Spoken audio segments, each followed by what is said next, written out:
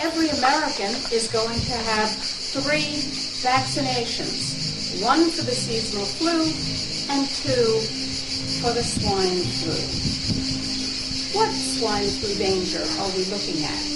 None from the disease, despite the assurances that we're about to see a terrible, terrible, terrible pandemic. The danger, my friends, comes from the vaccine.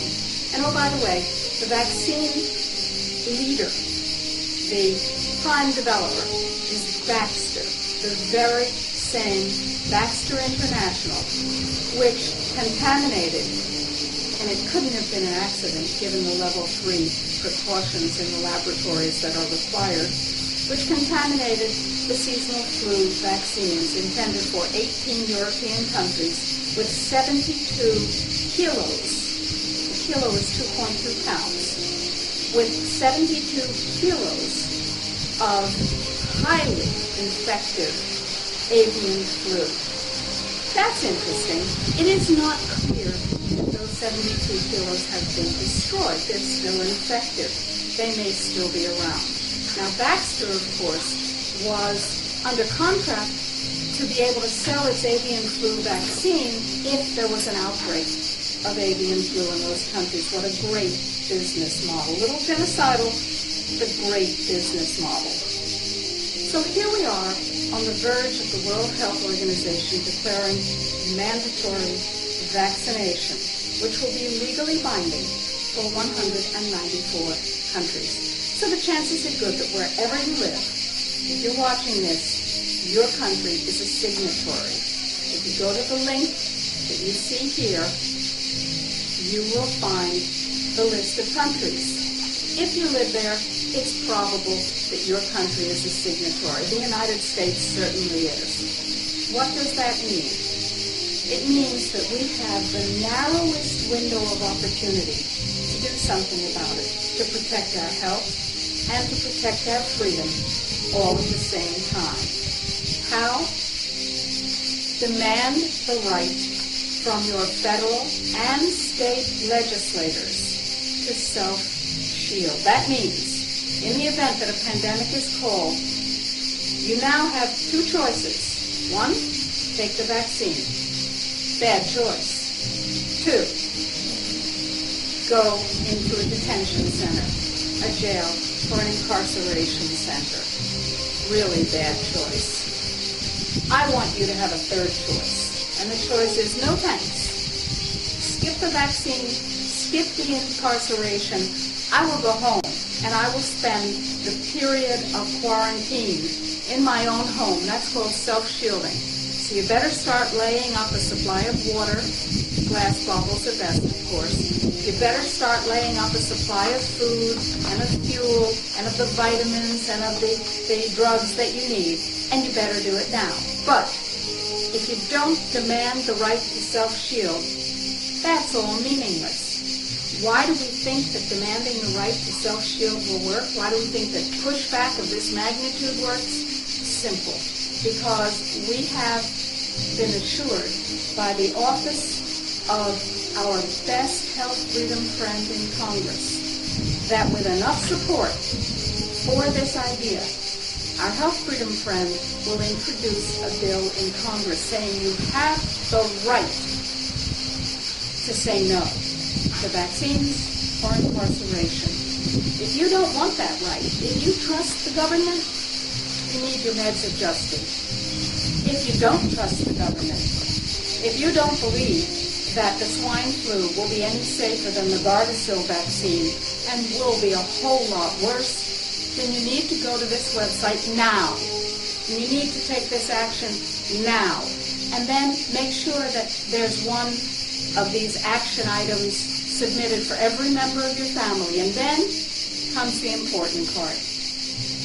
Activate, motivate everybody you know, everybody on your email list, everybody you work with, everybody at your health food store, everybody in your kids' play group or basketball team. Let them know that the choices are, right now, mandatory vaccination coming down the pike or mandatory incarceration. The law is there. We don't want it. We want a 3rd choice. thanks, no, I'll stay home.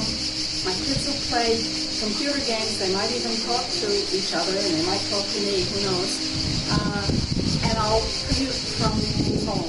Or I won't. The point is, I will stay alive.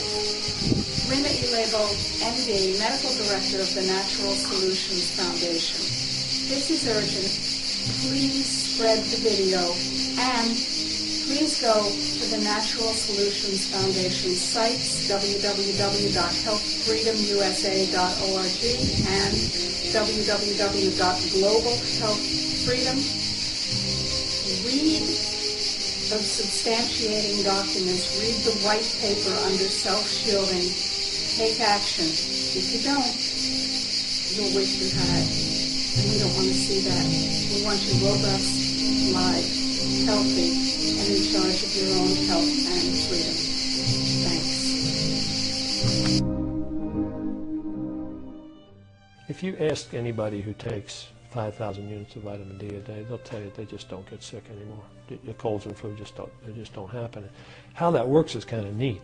Your body makes hundreds of naturally occurring antibiotics called antimicrobial peptides, and people have been looking for a long time to see what upregulates genetic production of them. That is, what increases production of antimicrobial peptides. And just in the last couple of years, Professor John White at McGill University discovered, and others, that vitamin D really upregulates production of antimicrobial peptides.